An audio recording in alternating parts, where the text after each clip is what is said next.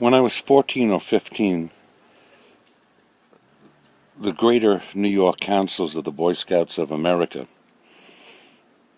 selected me, and I don't remember how, to be a Boy Scout representative and speaker at a variety of charitable fundraising events for the Boy Scouts. And I spoke on several occasions at Gracie Mansion, the residence of the mayor, and several times at both the Astor Hotel and the Waldorf Astoria.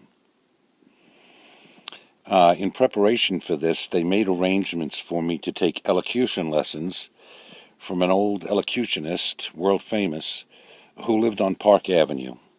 His name was Augustus Califano, and I would go there on Saturday mornings for quite a long time, and Augustus taught me how to speak and how to rid myself of my New York accent. Of course, over the years, because I'm a lazy son of a bitch, it's all come back. But given it was gone for quite a while. When I entered high school, I made the acquaintance in a class of a girl by the name of Susan Parker. I was instantaneously drawn to her. I was not yet at a stage in my life where I was dating girls. I was very self-conscious. I feared rejection. I was a tall, skinny kid with gapped teeth, big gap in my front teeth. But I was really smitten. And of course, I was too innocent and stupid to realize that she was likewise smitten, because for 4 years, Susan and I, between classes, would race up and down staircases and through the school halls trying to run into each other between classes. We never, ever saw each other outside of the school until May of 1959, just before we graduated. At the beginning of my senior year, the music department, which was headed by a fairy by the last name of Fine, decided that they were going to do a production of Gordon Jenkins' Manhattan Tower, which I wrote about to you. And I auditioned, and although I could not sing a note because I'm kind of tone deaf and I just simply can't sing on key, they were taken with my voice, and because most of the production was narration, they decided that they were going to give me the leading role, and that the singing excerpts would be done by a very talented black kid in my senior class who had a voice that just knocked your socks off. Anyway, in the process of doing this, they had to cast the female lead. The character's name was Julie. Now, Susan was a harpist. She was taking harp lessons downtown, and I challenged her to audition likewise. And by happenstance, because she was a beautiful girl and musically talented and had a voice that was like an angel, to me anyway, she got the part. I obsessed about Manhattan Tower to the extent that I blew my entire senior year. All the work I had done in the past just came to a standstill.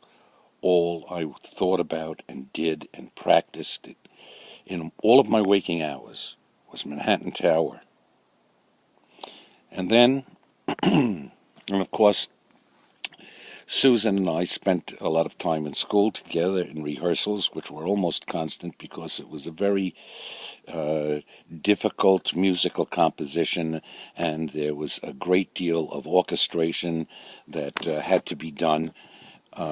We had a very talented school orchestra, a full orchestra, talented kids, violinists, woodwinds, brass, timpani, the whole 9 yards. In May of 1959, we gave one performance, and Susan and I shared the stage together.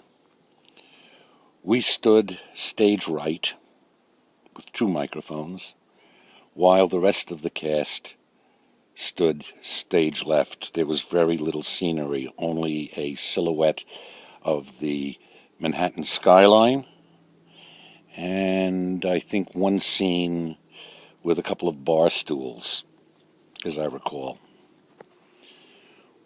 When the performance was over, we received a standing ovation. And for the first time in 4 years, Susan and I looked at each other with tears running down our cheeks in an acknowledgement of the emotion that we had for each other, and we embraced to a standing ovation, an event I'll never forget as long as I live. I would like to share with you Manhattan Tower. I'm going to give it to you on a disc. I downloaded it from iTunes, I think, last year. I listened to it once or twice. And then, today, I went to the post office, and a new pair of Panasonic earbuds arrived, and I sat down at the nursery, and I listened to Manhattan Tower. And when I did, I thought to myself, gee, this is something that I know Dixie will appreciate and enjoy, and I hope you do. So, listen to it, let me know what you think, and accept it graciously, because it's given graciously. Thank you.